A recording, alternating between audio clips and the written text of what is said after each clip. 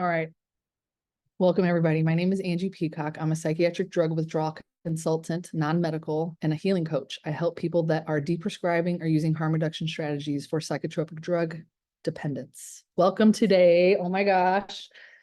Today is an evolution of my coaching practice where basically I'll tell you the backstory, then I will tell you what we developed, and then I will introduce you to the team one by one. So I just wanted to give you a little backstory first. Basically what happened was I was so booked out, I was exhausted and I could not keep up with the demand, which is happy and sad. Like happy that I was trusted enough with some of your stories, with some of your suffering to be able to support you for a very long period of time because this takes as long as it takes. And sad because just so many people are injured by psychotropic drugs or who are coming off of them and need support while they're tapering or healing from them. And I support some of your caregivers. We've had all kinds of classes and groups, tapering groups, protracted withdrawal, acute withdrawal, and caregiver. And I could see a need for more. So basically, as you know, I've been doing this about 3 years full time. And as you've shared your stories with me, as you've shared your struggles, as I've watched you heal before my very eyes, I'm like, oh my gosh, this person needs a little bit of mindfulness, or this person needs this skill, and I always forget that we all come to this from different backgrounds, different education levels, different levels of therapy that we've had, or self-help things. And I'm like, oh, like maybe it's not all individual support one-on-one. Maybe there's some skills that we could teach people that could help them. Because the way I look at it, this experience of coming off psychiatric drugs for one reason or another, it's not a coercive thing. Like wherever you are on that spectrum, some people stay on a low dose of one thing, or some people are on 3 things, or some people just want to get from 5 to 3, wherever you are on that journey. I do believe it's a healing journey. Like it's going to bring a lot of stuff to you, the surface that you have to work on, that you can't run away from anymore, or it will put you right up against all your vulnerabilities, all your fears, all your anxieties in one way or another. So you should be supported on that journey. You should have supportive people that understand that journey, because I don't think the average person really gets it unless they've been through it. But also there's so many skills and opportunities for growth that come along with it. And it's sort of like a speed pass. So I've said this to many of you, even either in individual or group, but that this experience for some of us can be like an atom bomb. Everything about our life is dismantled. We lose friendships, we lose family members that we once thought were really close to. We lose our sense of self, we lose our personalities, and we just suffer until we don't anymore. And then what happens is there's like this lotus bloom that comes out of this mud where you start to open back up to yourself, and your personality comes back and your identity starts getting reshaped. How did we say that word? And so it's been really beautiful to watch it, and it's a lot of pain and it's very messy and there's no blueprint. And very much I feel like I was walking in the dark without a flashlight, and I didn't know who I was going to become or where I was going. And I was just like, let's just take the next step. I don't really know. So the way I think about it is the team that I've assembled, they've all been through this process. We are all holding flashlights for you. And we don't know the perfect way, because there is no one way to do this. We're just here to kind of be like a guiding light to show you that it can be done, that thousands of people have done it, that some of us have been so injured or traumatized, and we have come through that and made something with that pain, and become who we're always supposed to be from the beginning. So that's the back history. Oh my gosh. And so kind of what happened was I had this idea. I need more classes. I need more people to help me. Who could I hire? I need to train some people. Like, what do I do? And then slowly but surely it was, I swear to God, this is like a woo-woo thing. Some of you know I'm pretty woo-woo, but I'm not like public about that. But I just put that out there, and I was thinking about it a lot. Like, okay, I would do this and I would do that and I would do this. And then all of a sudden, a couple people booked sessions with me to talk about their own businesses. And I was like, well, why don't you just work for me? Like, duh. And then this person would say one thing, I would see like a graphic or something. I'm like, oh my gosh, I want to do that. And then I was like, wait, I can't stop thinking about this. And I don't think I have a choice. Like I have to grow because there's a need and these people need it. And it just like, it felt like I don't have a choice. It's happening whether I want to do it or not. So I've been working for about 6 months, just slowly, knocking away little tasks, trying to build this team and watching people and seeing like, okay, who's on the vibe? that I need. And what I looked for was very open-hearted, loving people who have been through this, who've had really hard journeys, but came out the other side. So without further ado, first I'm going to bring on Jill. Jill, will you please come on? Hello, everyone. Hi. Jill is my lovely assistant who's been with me the longest, almost 2 years. Jill, how long has it been? Yeah, almost 2 years. It'll be 2 years in February.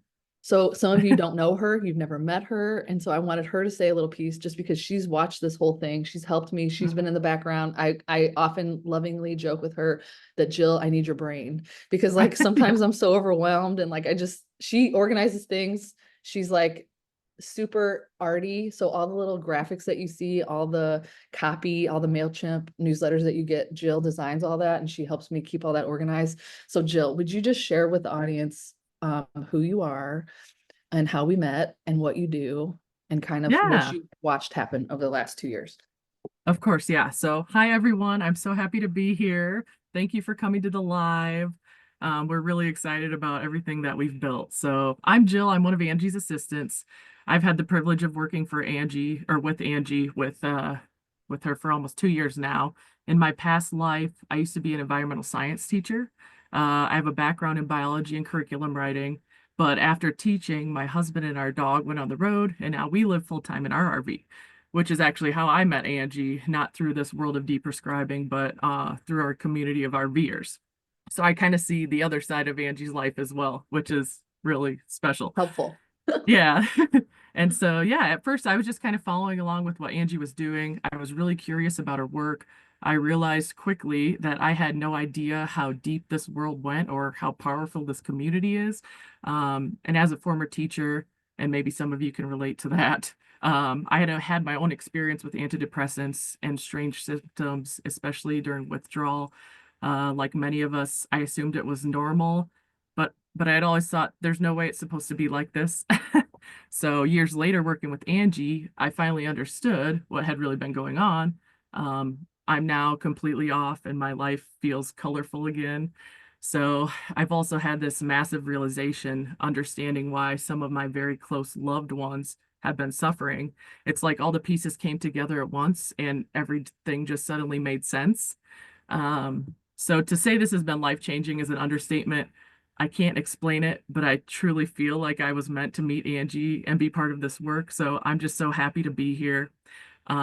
And one more thing, I'll just end with this, but one thing I can say for sure is that Angie is a visionary. So from the moment I met Oh, her, she's had just idea after idea for how to grow this community into something really impactful. A space where people can heal, connect, and be supported by kind souls and experts who have been through the experiences themselves. So for almost 2 years now, we've been brainstorming and dreaming about how to make this happen. The challenge was never, can we do this? It was, where do we find the time to do this? yeah. And so, Too like Angie busy. said, yeah, there's never a perfect time to start something, and this community needs this now more than ever. So I'm just super excited about what we've built together.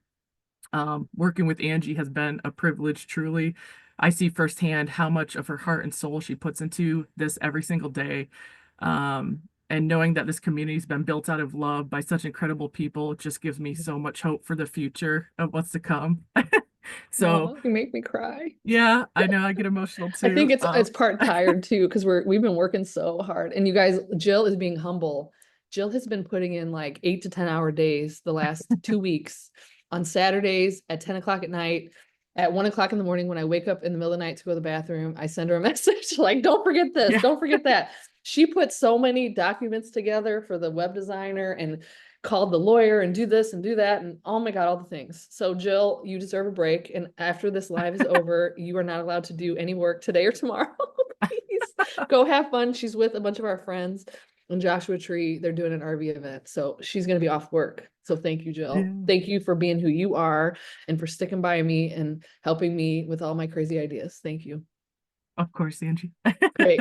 Now, is everybody, Jill's gonna go off and then we're gonna do the baby reveal, gender reveal, but we're not having a baby. Well, we kind of are, but okay, so now I'm gonna introduce you to the team. Are you ready? 3, 2, 1. Everybody turn your cameras on.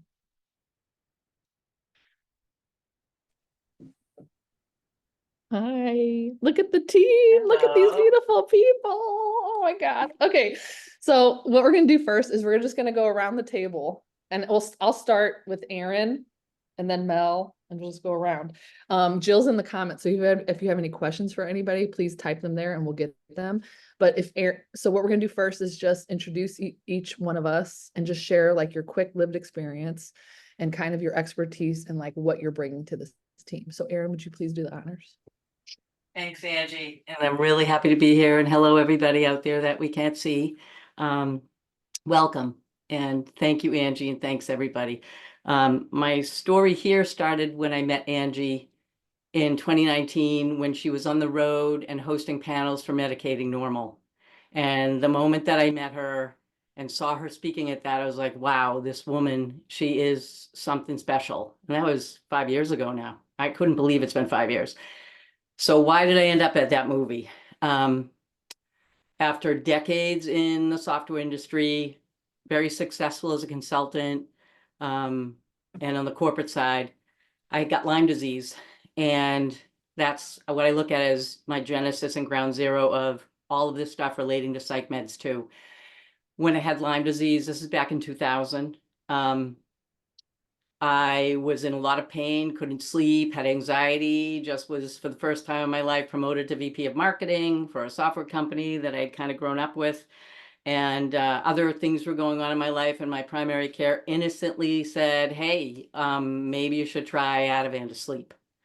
And unbeknownst to me, Ativan made me feel worse and made me start getting really depressed. And I was also in a lot of pain. So at the same time, I was prescribed opiates for the pain. So I was on Ativan, so benzos, opiates, so depressed for the first time in my life. I didn't even understand what depression was, but I did then. And who knows what happened from having Lyme too.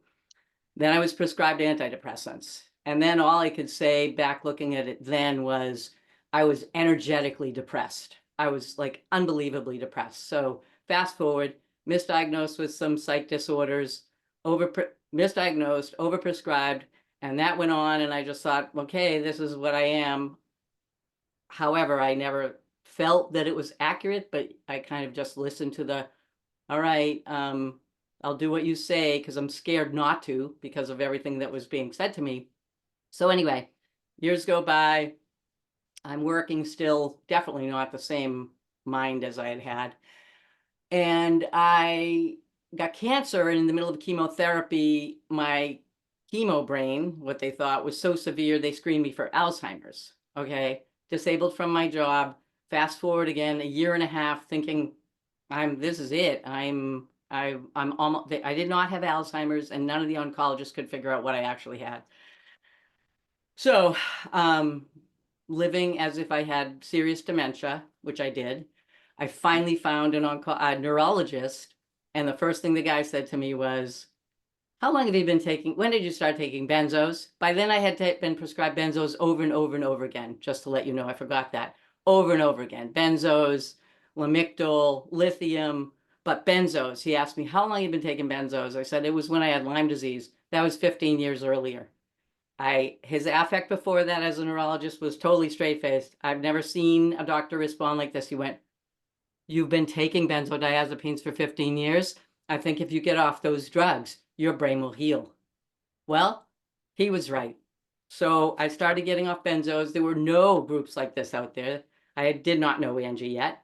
And so, I stumbled through it myself. It was unbelievable. I got off all meds then. It was unbelievable, but the benzo withdrawals were by far, I tell everyone, nothing in my life has touched that as far as the nature of that. You can't even explain it. So my training after that was, I realized as I was going through my journey to heal, I learned about trauma. I had trauma therapy. I decided to become a body-based somatic trauma therapy, which is a yoga. So I, in the middle of trying to come back to life and do something again, I realized, well, I don't know if my brain's ever going to be okay enough to do a job like I used to have. So I'll become a yoga teacher.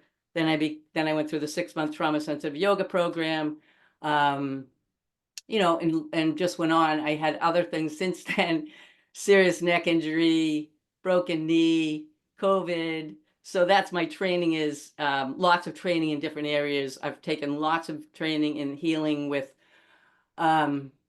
mindfulness, trauma sensitive mindfulness, lots of trauma work. So that's kind of where I come from to the table here. Did I miss anything? And as far as what I do, it's really, I feel like I'm a Sherpa helping other people through their journeys. When we talk about healing journeys, I'll help carry the bags for you, or a navigator. I'll say, hey, maybe we should go in this, maybe you might want to try going in this direction. So that's how I look at it. And it's all about, you know, where you're at, the triage point, like, what do you need to start with?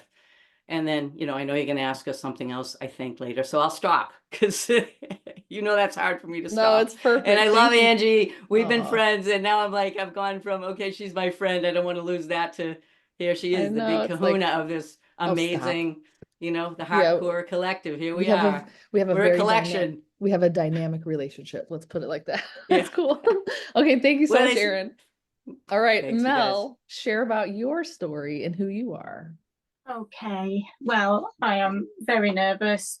It's okay. I'm very cross with Angie making me do this because I don't want to do it. It's horrible. You're doing it. You're doing it. It's fine. It's horrible. We're growing in all the places. That's all. Okay, so I met Angie because I'm an admin for Alexa Pro withdrawal and support group.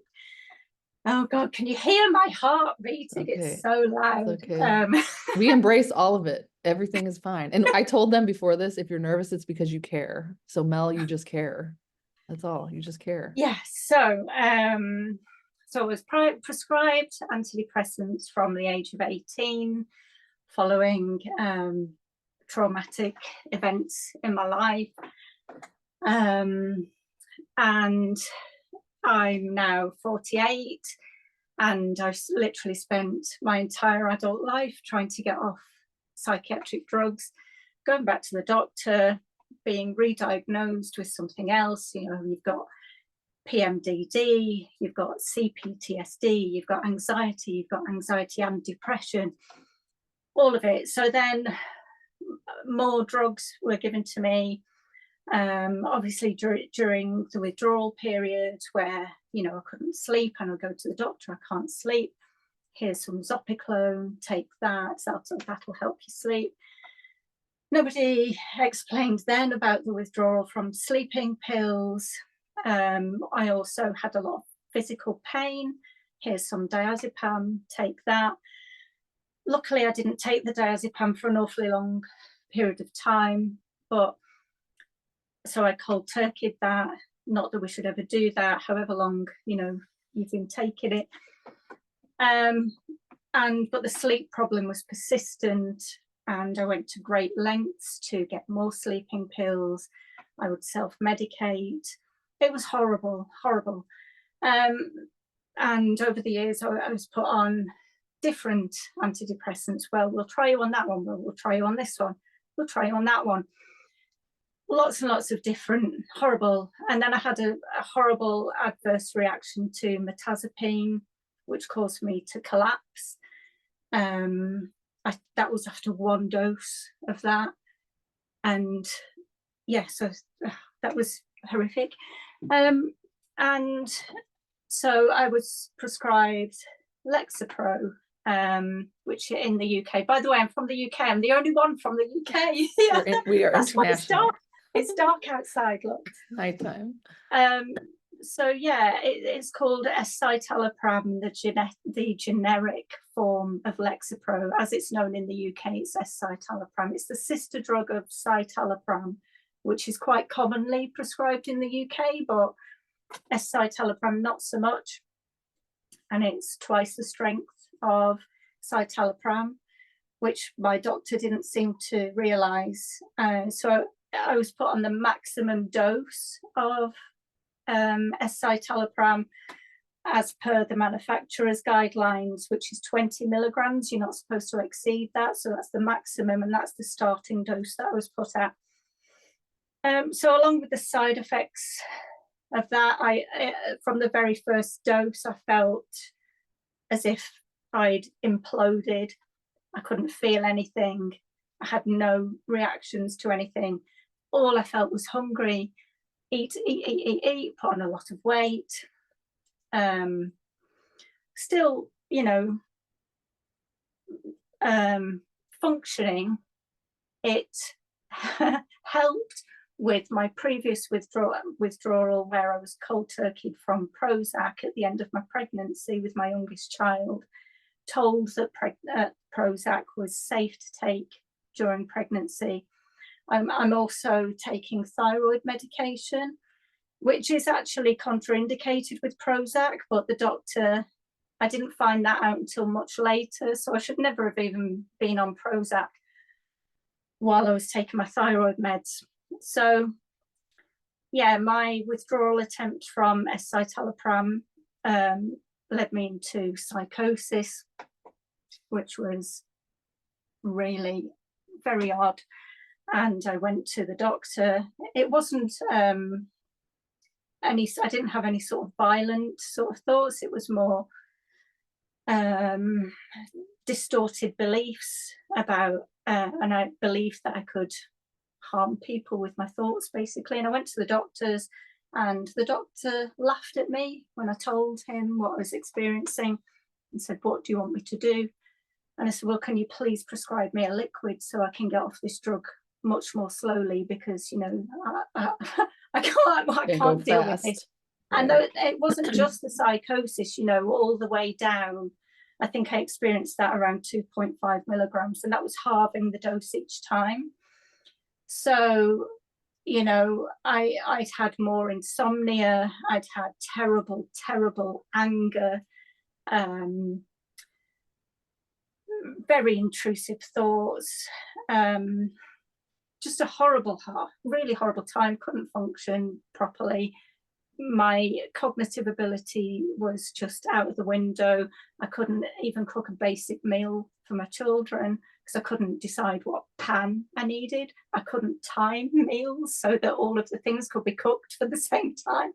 You know, just basic things. Of being in a supermarket, it was too overwhelming. I had to take somebody with me to the supermarket to co-regulate with, because I felt so anxious I couldn't decide what I needed to pick off the shelves because there was too much choice, you know. Yeah, so anyway, I got off the escitalopram as the doctor told me, and very quickly realized I can't do this. This is I can't live like this. And luckily found some help online where I was advised to reinstate. So I managed to stabilize at 3.75 milligrams. And from that point, I held for a year to get over the trauma, to work on my physical health, because I was, you know, had some deficiencies. I looked into my health thinking, what's wrong with me? It can't all be withdrawal. It mostly was, apart from an iron deficiency, you know, and some low vitamin D. So I worked on that in the meantime, and then made the decision to start tapering in 2020. So from 2020, January 2020, it's taken me since then to reduce where I'm at now, which is 0.86 milligrams, 4 years to get from. And Mel, there's a lot of people in the audience that are mid-taper, so you can, they can totally relate to what, you know, the long road that this is. So have you, just to share with them, have you felt better as you've gone down? I definitely have felt better, because I've been able, like, I've not been able to do anything much creative. Like my background is art and design. I specialize in video. I was out filming performances at my local theatre. I was creating DVDs and doing all of this, getting out and about, making art videos and music videos and all sorts of things. But I enjoy making all sorts. I love poetry, I love sculpture, I love collages, painting, drawing. But I suddenly just wasn't able to do anything. I couldn't have a creative thought, you know, if I tried. And gradually that's come back, and I was quite inquisitive as to what other creative members of the withdrawal community were able to do. Because so that's your part in the team. Can you tell them really quick, like, what is your part? What's your role?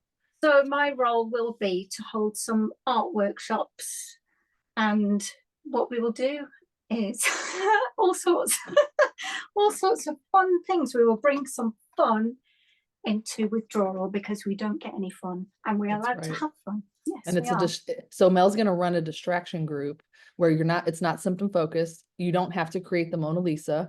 It is just to come and be mindful and create something and Yeah, to and maybe reawaken. sometimes Yeah. we'll just make a mess, and that's And that's absolutely fine. fine. This is where Yep. I come to make a mess, and nobody tells me I have to tidy up, and it's the best place on earth, and I love making Perfect. it. Yeah. So if you're interested in art, Mel's art class starts on December 3rd. So Jill's going to post the link now if that's something you want to sign up for. The yoga starting too. So the link that Jill is putting in the comments right now is where you can start signing up if you're interested in anything that you hear today. So next we're going to take it to thank you so much, Mel. Thank you. Next, we're going to take it to Wendy Jo because Wendy Jo has to leave in 13 minutes and I want to get her in as soon as possible. So Wendy Jo, will you please share who you are and talk about your heart? I would love to. I'm so thankful to be here. I'm so touched. I love that I went after Mel too, because I love to play and make a mess. And I love that we're bringing a space of joy through all this really, really, I mean, what a dumpster fire we've all been through. So a little bit about me.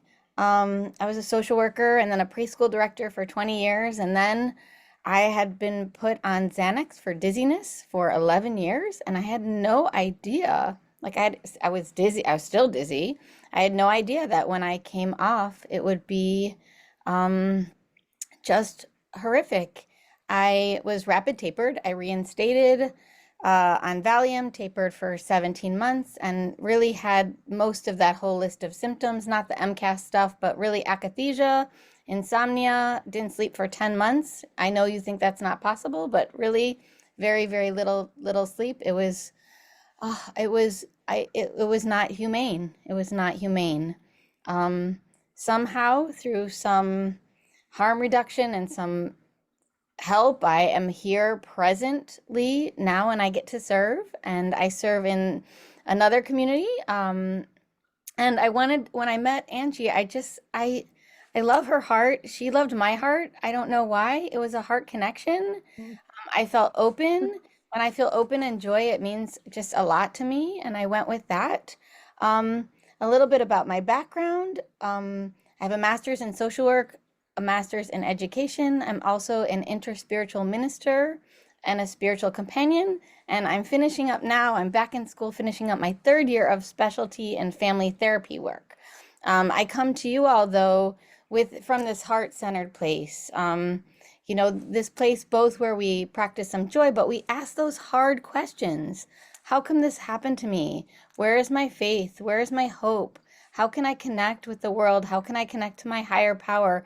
No matter what tradition you come from, we'll try to find your wisdom and your connection in nature, in art, in play, in struggle, in, all emotions are welcome with me, grief, anger, fear, and really, really work through that. I work a lot with ritual and surprise. I believe that rituals keep us rooted, get us through the week, ground us. And surprise is not like a surprise party, but surprises as a shift in perspective. And that dance between ritual and surprise connect us to community and ground us in community. And I'm so, so thrilled to be working with all of you, building this community of kindness, love, healing, recovery, all those kind of things. So I think that's it. My serving is going to be starting doing some spiritual directing, some caregivers groups, sanctuary Sundays, and then, whatever I'm called to do, I think it will unfold. I really believe the world chooses me. That's it. Thank you so much. This is a special event that will, I don't think the girls have the link to this yet, but I just made it right before this. But me and Wendy Jo together are going to do a little event at the end of the year. The first part, can you tell them, Wendy Jo, for the December session, what's it going to be like? Yeah, so the first part is really about letting go. What do you want to let go of? What's so hard for you? Do you want to burn it? Do you want to bury it? Do you want to give it to the universe? And how can we help you do that? How can we help you take what you want to compost, what you want to let go, and do that in a way that really matches with your heart and with who you are. And we can use, art or writing or however you want. You can even put something in the mailbox, send a letter to whoever you want. So we're going to work with that to let go. And then after we've let go of things, then I'm turning it back to Angie to just say what we're going to do after that. And then in January, the first Saturday in January, we will create an intention. I don't believe in New Year's resolutions. So this is an intention forming workshop. So you're going to let go in 2024 and like bring your focus to fruition for 2025. So there's a separate link for that. It's on the events page of the website, but we're going to do like a little joint workshop, and there will be more of these coming up ahead. This will be the first one to let go of the 2024 and bring in the next as it relates to your healing journey. Okay, cool. Thank you, Wendy Jo. So I think we're doing both parts now. So I'm going to bounce back to Erin really quick, but Erin's going to be offering trauma-informed yoga, trauma-informed mindfulness, and she does individual coaching. Can you talk about that really quick, Erin, before I pass to the next person, just so that people know? Okay. I tried not to the first time. I know. Just go ahead, because we're just rolling it all. So what I really go back to is this whole like help you navigate. I mean, and I'm listening to, Angie and Wendy Jo and Mel. I mean, it's also hope, like sharing hope, because, as we help each other get through our journey. And I also look at it as like shortening the learning curve. Like, okay, we stumbled through it. Like when Angie and I went through this, and some of the rest of us here, there was no help. Like I figured this out myself, and that's, whether or not slow taper would have been better or fast, I just need to get my brain back, because I literally had dementia from benzos. So I focus on, after, benzos and antidepressants, getting off them and helping you heal and discovering trauma. If there's an underlying thing, that seems to be a big aha for lots of us. We're like, oh, well, if it wasn't that, what was it? And then also, healing and recovering from other health issues. So health and wellness. So like I said, I had Lyme disease, lots of misdiagnosis there and gaslighting. And I don't even like to use that term, but you know what I mean? Coming back from COVID, I've had that, which also gave me some brain things again, amongst other neuro things that reminded me of benzo and antidepressant withdrawal. And, coming back, anything with the immune system. So Lyme, cancer, chemotherapy, how do you go forward after that, etc. And COVID, really just healing. Like, how do you navigate your journey, and where do you go? What, I think that's it. Did I miss anything? Perfect. Yes. Okay. Yes, perfect. Okay. Thanks. So now let's go to Jenny, because I know Jenny's nervous too. And she's probably sitting here just dying. Like, when is it my turn? Oh my God. So Wendy Jo, whenever you have to leave, go ahead. But let's go to Jenny. Jenny, would you like to share who you are and your heart? Yeah, you nailed that. I've just kind of been waiting. I figured. Totally out of my comfort zone, but it's good. You got really excited to be here. And I just want to thank you for having me here, and for everybody too, because I feel really grateful to be here and thankful. So, I mean, I first heard of Angie when I was going through my own experience. She was kind of the first big name, I guess, that I came across on YouTube. And just some of the kind of the symptoms she was talking about were symptoms that I was experiencing as well. So there was I kind of could relate to her. And then also just seeing Medicating Normal. I mean, I was pretty blown away by what I came to realize, because I'm actually a nurse in background. I was first prescribed Ativan, back in my early 20s for panic attacks. And I was on Ativan for kind of on and off for, 15, almost 20 years. But everything kind of reached a turning point when I went back to the hospital setting. I was kind of away from the hospital for a while, and I went back during COVID. So my doctor wanted to prescribe a different medication. So I tried a different anti-anxiety medication called Buspar. And actually, it didn't really help at all. And I started having a lot of sort of adverse reactions to Buspar. So I was tapered off of that. And then ended up back on Ativan, and was eventually kind of switched over to clonazepam, but it kind of downward spiraled from there. I had a lot of really bad withdrawal symptoms as I was tapering. I tapered it off for about 18 months. And at this point, I've been off for 19 though. And I'm doing really well. So I am going to be offering, I'm actually also trained in holistic nutrition. So part of my background is training in holistic nutrition, which is a kind of a whole body approach to health, sort of more of a functional medicine perspective, where the goal is to basically identify sort of root imbalances in the body, and then based on your symptoms that you might be presenting with. And then based on those symptoms, just kind of making food recommendations and different lifestyle strategies just to sort of support the body through the process. It was kind of a big thing that I fell back on when I was going through my own withdrawal and recovery. And I'm just hoping it can, help others through the process as well. So that's one of my offerings, will be one-to-one nutrition coaching. So I will, if you book a session with me, I guess you'll kind of fill out like a big kind of long, complicated questionnaire, but it's kind of just looking at all aspects of your life, everything you eat, how you sleep, your stress, kind of everything. And then from there, we just kind of make a plan. So maybe we were looking at gut health, depression, digestion, stress management, sleep routine, things like that. And then your I'm group also session. I'm excited Pardon? about the group session too. Talk about the yeah, group session. so the Mind Body Kitchen, that will be a group class. And that one will just be kind of general topics. So nutrition related to mental health, recovery, tapering, inflammation. I'm open to suggestions, kind of anything that kind of pops up and is of interest to people. I'm open to talking about.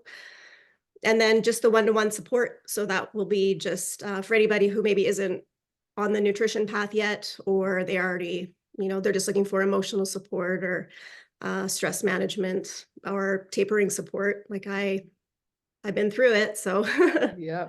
And that's why I wanted Jenny on the team, because she and I, this is so weird, but I love when this happens, that we both like figured it out in our own way. But then when you like talk to another person, like, what do you think about this? What did you think about the keto diet? What do you think about paleo? Like we both have the same, we are completely aligned. So it's cool that we both came to it from different ways, but also that Jenny, just if you go to a normal nutritionist, they don't understand the withdrawal piece. So Jenny understands the withdrawal piece and the tapering piece and the food piece and the holistic view, kind of like how I work.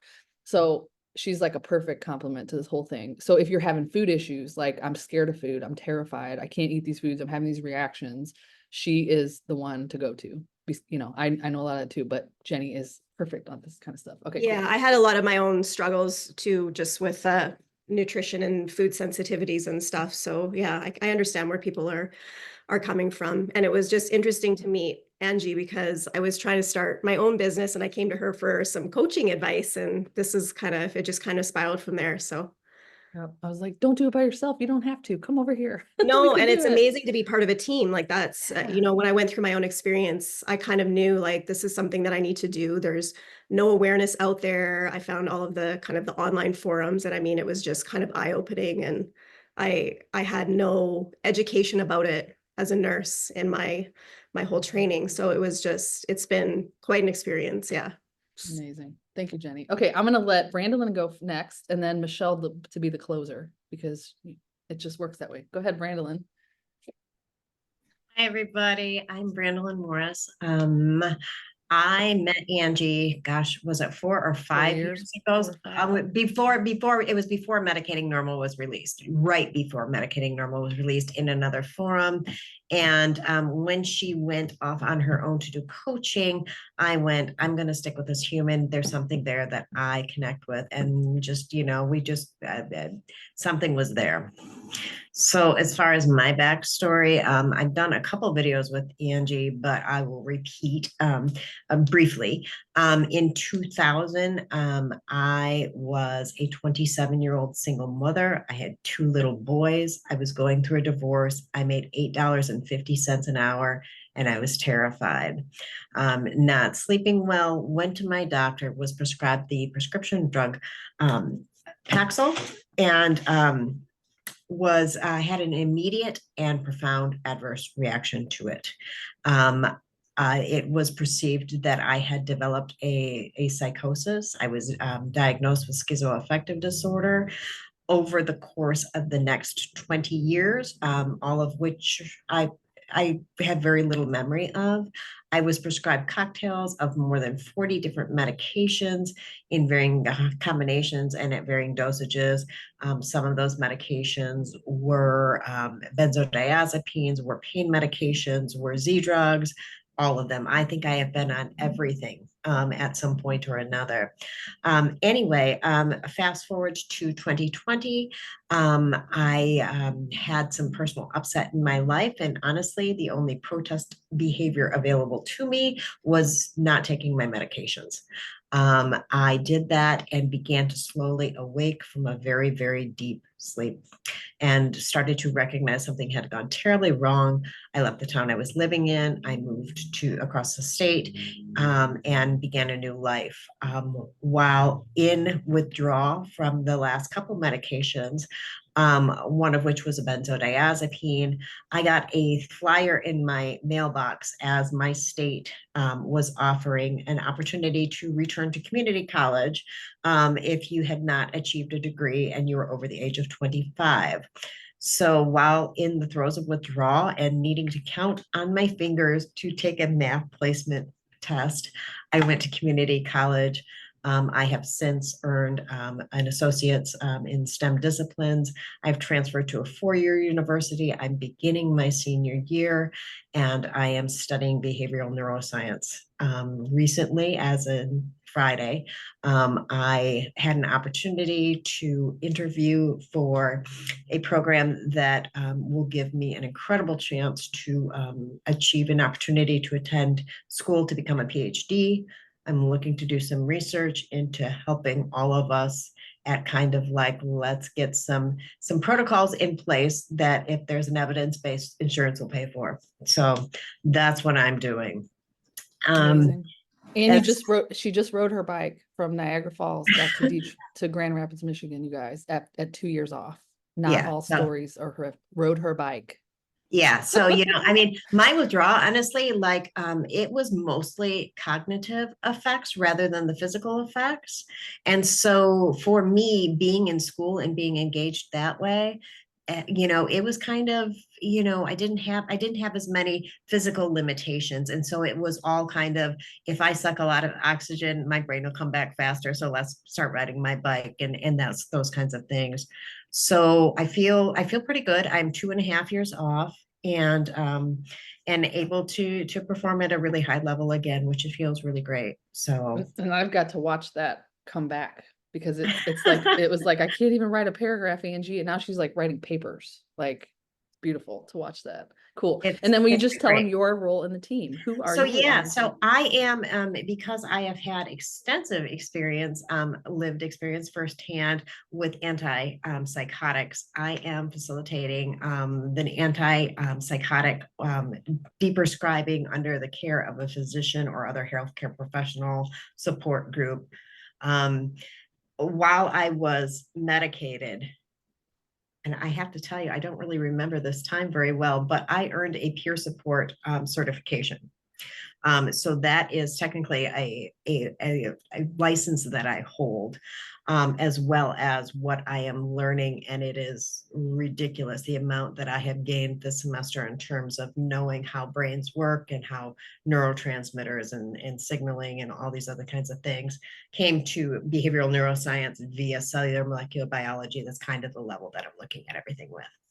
Yeah. So that's what I'm doing. I am basically just holding space and an opportunity for other people to, support each other and we're all going to get through this together. So that's it. And just one note really quick, Brandalin will not be working through her license as a peer support specialist. She just has that training as her background. Correct. Perfect. Okay. Thank you so much, Brandalin. Okay, Michelle, close us out. Who are you? Oh my goodness, I'm so grateful to be here. Hello, everybody. My name is Michelle Waterman, and I am just so honored to be in the company of these giants, especially Miss Angie Peacock. It's just such an honor, Angie, to serve in this space. Well, I will let you know a little bit about me and how I got here and why I'm so excited to be a part of this team. So I've been off of all medication for about 5 years. And I can tell you that my journey wasn't any fun at all. I got placed on an antidepressant, an SNRI, in 2002 after my second child was born. Life was really showing up in 31 flavors. And I will tell you, had I seen a social worker at that time, I'm currently getting my master's in social work right now at the University of Denver. Had I seen a social worker and not a psychiatrist that specialized in dual diagnosis, I would have got a different set of answers. What I was told at the time, even though I had not had a drink in a year, even though I was running a household, I didn't want to harm myself or my child. I was told that I drank alcoholically. Now, mind you, at that time, I was 1 year sober. Okay. I was in grad school getting my master's in counseling psychology. I'd already been the top 2% of a publicly traded company in sales and marketing. I had arrived, I had acquired all the things, all the success that we're supposed to say that we're like, when we do that, then we made it. I did that, but I was dying on the inside and I got sober. Okay. So 1 year into my sobriety, life had really shown up. I got pregnant in my first year of sobriety. And then at seven months pregnant and 9 months sober, my then husband was in a serious motorcycle accident and he suffered a traumatic brain injury and didn't work for 5 years. And then our baby was born and she was born with a heart defect. And then my dad flatlined the day before that. Yeah. And you're going, oh my gosh, that's so much life. And my toddler wasn't developing typically, and they would get an autism diagnosis that same year. So I saw a psychiatrist, and what he made my story mean was that I had generalized anxiety and postpartum depression, and told me that I drank alcoholically for 19 years because I had a brain chemical imbalance that I never had, and neither do you. We've got to stop lying to people. I'm not anti-medication. I am fiercely pro-informed consent. I didn't have that getting on or off these medications. I was offered an SNRI, Effexor to be specific, and that medication elevated my mood. Okay, so they switched the medication to Zoloft. And then I started getting depressed, even though I wasn't depressed when I got placed on that medication. And then I started acquiring symptoms I didn't have before I was on a medication. And then I got placed on more medication. So I was on a multi-med cocktail for 16 years. Over a 16-year period, I was on 15 medications. I was never tapered off of any of the medications that didn't work well. I was ripped off those medications. Okay, so by the time I tried to get off medication the first time in 2013, it wasn't with somebody like Angie Peacock. It wasn't with informed deprescribing. It was me going against medical advice because I knew, my body knew that those drugs were making me sicker, not better. I kept getting more diagnoses stacked on more diagnoses. I kept being gaslit and being told that I had treatment-resistant major depression, right? So I kept having that book, the DSM, being used against me. What I will tell you is that we are pathologizing human suffering. We are human beings that have been annihilated in some cases, whether you've been through a divorce, maybe you've lost a child, maybe you went through cancer, maybe you're struggling with poverty, maybe you're dealing with other intersections of oppression, okay? That can make a lot of people feel a lot of different things. And when you grow up in a family system like I grew up in that childhood adversity, where you have an alcoholic parent, where you're not getting your needs met, where you have to abandon parts of yourself to survive, okay? That is not mental illness. That is adversity. That is childhood adversity. And it creates destabilization in the central nervous system. And then we just go out there and try to do life, but we can't. So we pick up substances like I did because I was in a lot of pain. So it's not because I have a brain chemical imbalance. It's because I had a learning disability growing up that I didn't get treatment for. I was anxious every single day that I couldn't read like other people my age because I had dyslexia, right? So why does that matter? Why that matters is that we need to start giving people the truth about why they're experiencing the things that they're experiencing, okay? And stop lying to people and telling them that they have mental illness that they don't have. Do people have depression? Yes, they do. Do people have anxiety? Yes, they do. Can people experience different extreme states of consciousness, including psychosis, including hallucinations and delusions? Yes, they can. But for most people, it is because they have unresolved trauma. That is just true. And until the society out there starts to understand what mental illness really is, that it's a response to trauma, we need groups like this. We need places like this where we can come if we want to, if we choose to safely taper off these medications. Again, I am not anti-medication. I am fiercely pro-informed consent. And I will tell you that I have a lot of experience, strength, and hope to offer you and this community. I am a 3-time founder of nonprofits. I'm the host of the Courage Unlocked podcast. I'm a certified professional coach, a master practitioner of NLP and hypnosis. I'm certified in hypno breath work. I have been sober for 23 years. I have not found it necessary to pick up a drink, not even through withdrawal. Okay. I had every symptom that you can imagine: depersonalization, derealization, monophobia, agoraphobia, despair, doom, dread, chemical terror in my chest. I didn't leave my house for a year. I was tethered to my daughter. I will tell you, if I didn't have children, I would not be here. Okay. But I will tell you that Angie Peacock, I started working with Angie Peacock 6 months after a horrific setback. I got off of all medication in 1 year. I do not recommend that. I got misaligned medical advice from a New York Times best-selling holistic psychiatrist, was selling a bunch of snake oil, telling me that I could ready the body to get off these medications if I just did this diet and did Kundalini yoga and some breath work and all that noise. Okay. Yes, it matters what we eat. Yes, it matters. There's a lot of ways that we can ready ourselves and continue to care for ourselves.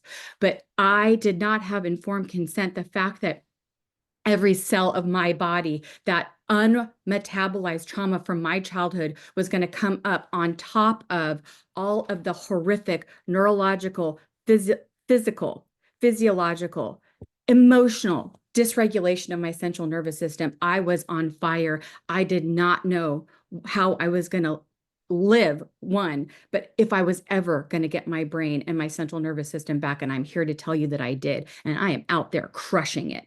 Okay. So I am kicking booty and taking names. And I will tell you, okay, I will tell you that the 3 offerings that I'm going to start with is rebuilding your life after an iatrogenic injury. Not everybody comes here, they've been psychiatrized. Some of us have other types of injuries, whether you have long COVID and you got put on some things and that didn't work. Maybe you went through cancer treatment and you had an adverse reaction to that. There's lots of different ways that people experience iatrogenesis. And I will tell you that our central nervous systems can rebuild themselves. It matters the communities we're in. Do not sit in those groups and hang on to somebody else's horror. You need to get in these rooms and hang on to somebody's hope. And that is what Angie Peacock did for me. She didn't hustle me. She didn't shame me. She didn't should me.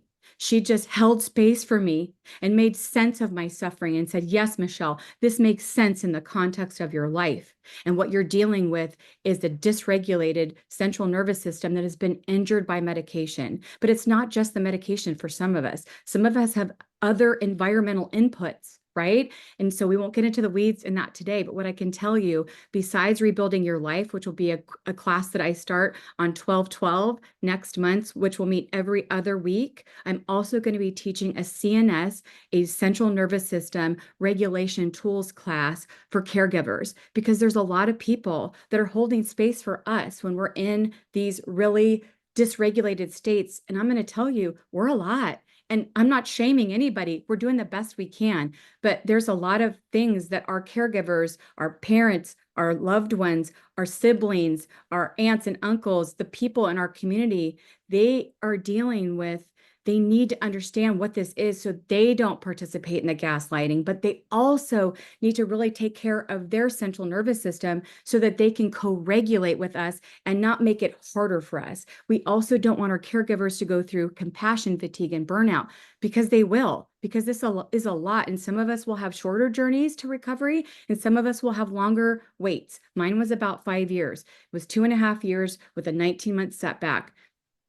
So I was in acute for a while, then I was in withdrawal, I was in protracted for a while, then I got better, had a lot of windows. I thought I was done in 2001 and I was not. Now, who knows for me? I'm 55 years old. I was going through perimenopause. I was going through a divorce, okay? And then I definitely had this very long-term injury. So we don't know what causes what. We don't know why exactly that I suffered that setback that sent me back into acute for 19 months where the sleep was precarious again. Okay, I can tell you for me, I suffered from profound insomnia from my sleep architecture got destroyed. So in the beginning, I was sleeping 1 hour, 2 hour, then it was 2 to 3 hours, then it was 3 to 4 hours, not for days, not for weeks, not for months, for years. And you ask Angie Peacock, she's a former soldier. She will tell you that when people capture the, enemy, so to speak, which I don't believe in that crap, but what do they do to torture people? They sleep deprive people. Not sleeping won't kill you, but it'll make you want to die. I felt wholly unwell and I've recovered. I sleep now. Okay. So I'm going to tell you that besides rebuilding your life and the central nervous system regulation tools, I'll also be hosting a weekly goals group. I've been a life coach for a while. Okay. I've got 2 life coaching certifications. I've been in business for 35 years. I know a lot about sales and marketing. I know a lot about working with founders and leaders. And that's what all of you are. We're all the leaders in our own life. And the first thing we have to do is keep the oxygen mask on us. We don't stand a chance if we are not taking care of ourselves. And that's hard to do when you are just fighting through this every single day. But I am here to tell you that the hope that Angie Peacock offered me, she didn't shame me. She didn't should me. She just held space for me and said, okay, Michelle, yeah, maybe you need to stay inside and watch Survivor for another 6 months. But I had this point and we're all going to get to it. I'm not going to hustle you. You will know when you need to push and when you need to pause. But when we need to push, let's make sure that we've got some resources and some tools. So we're not shaming and shooting ourselves. We're coming from a place of agency, authority, and autonomy over our choices. And we're not shaming ourselves and beating ourselves up, okay? So we're going to help you gain some skills. You've got all these experts that you just met, all these different opportunities to skill build, to get some tools so that you can rebuild your life one step at a time, one breath at a time. And the most important thing that we have to offer you is community, a safe community where you don't have to go it alone. You don't have to grow alone. That is my invitation, is to not be alone between these 2 ears. Because I'll tell you what, for me, it's a drive-by shooting in there, okay? Like it was a little bit of nuts in there, right? And so what I can tell you after not drinking for 23 years is community matters. We don't have to be alone. We get to circle up, whether it's virtually or in person, and not be alone while we grow and take our lives back. Thank you so much, Angie, for creating this space. I could not be more thrilled to be a part of this. Let's effing go, people. Let's effing go. That's why I love Michelle. I'm at Michelle's house right now. Can I share that, Michelle, when I was here last time? The difference? Okay. The last time I was at Michelle's house was like, when was that? Like a year and a half ago? April 18th, 2023. 2 years ago, almost 2 years. And I was like, it feels cold and clinical in here. Like it didn't feel good. And now I'm here and it feels like life. And she's in the kitchen cooking. This morning she's dancing at 6 a.m. I'm like, Jesus, it's like, what a change, because all of us have been through that, and somebody in the comments I saw, they said, all of you are beacons of hope of what is possible. And that's exactly what you got the point. So thank you for that. So we're going to come to the closing. I don't want to go any longer because everybody loses attention, but thank you so much for everybody joining. If you have any last minute questions, please post them. But what I'm going to read you now is kind of our mission statement for HeartCore Collective. What is HeartCore Collective? We are a healing community committed to creating spaces that foster honest dialogues about our modern mental health care systems. And we are working to empower individuals on their healing journeys with education, resources, and support so they can make informed choices about their mental health. We are dedicated to providing person-centered, holistic wellness and psychiatric drug withdrawal support. By taking a non-medical and non-pathologizing approach, we focus on self-help, compassionately guiding individuals on their healing journeys. As informed peers who know this path well, we provide evidence and lived experience-based resources and tools to help others find their way forward. Our approach draws from the emerging field of deprescribing sciences and psychiatry and the shared wisdom from individuals with lived experience. This is a holistic health collective that centers trauma-informed care with lifestyle interventions in order to create a new paradigm and existence for a community that has been historically overlooked and under-recognized. In this healing community, we get to the heart of what's happening first, because that's what matters most. Make me cry. Okay, so that's who we are. That's what we do. No pressure from any of us, but if you feel called to attend any of the classes, we try to keep them as low as cost as possible. We're working to see some way in the future to accept insurance. We are working on that initiative also. A little bit of research coming our way. And down the pipe, part of some of my good ideas that me and Jill talked about earlier in the session, we want to have classes and training and in-person support, like events, conferences, things like that, speaking engagements, training more medical and mental health professionals, all the things. Okay, so the opportunities are endless for us to try to grow this. And if you're interested in anything, the links are down below in the comments. Okay, that's all I have to say. Do any of you ladies have anything before we wrap it up? I do. Okay. I just want to say, Angie, we love you. Thank you. Like, it's really important that I get that you're a humble leader, and it's okay to receive too. Thank you for being courageous. Thank you for using your voice for good. Thank you for creating what this whole world actually needs, a place to come and be and grow and not get shamed and not get ostracized, where we can really meet ourselves, grow into who we were always meant to be, and then take that goodness and our open hearts out there. Thank you so much. Such an honor to be a part of this collective. Awesome. Love you. Love you too. Oh my gosh.